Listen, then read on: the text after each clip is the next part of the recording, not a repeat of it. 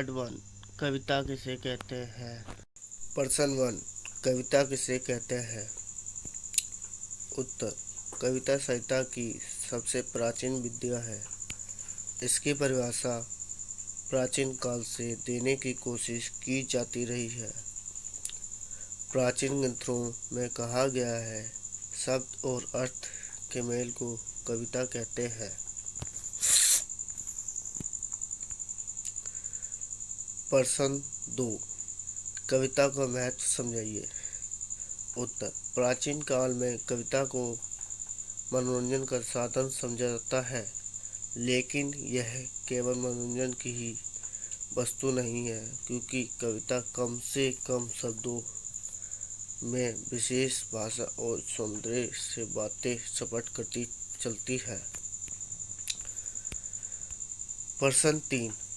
कविता के भाव पक्ष और काल पक्ष से आप क्या समझते हैं। उत्तर। भाव पक्ष वह है जिसमें कवि का संदेश या सोच होती है। इनमें हम 3 रूप में देख सकते हैं, कथा, रस और विचार। कला पक्ष कविता का वह तत्व है जिसके द्वारा कवि अपनी भावनाओं को अभिव्यक्त करता है। इसमें कवि अपना चतुराई दिखाता है।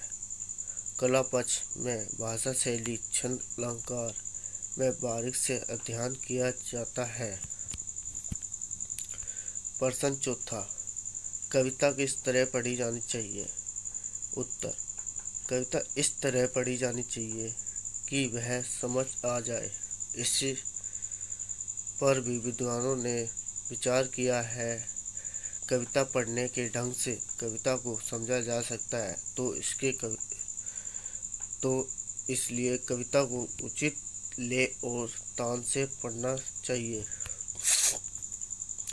प्रश्न 5। बिंब और प्रतीक से किसे कहते हैं। उत्तर।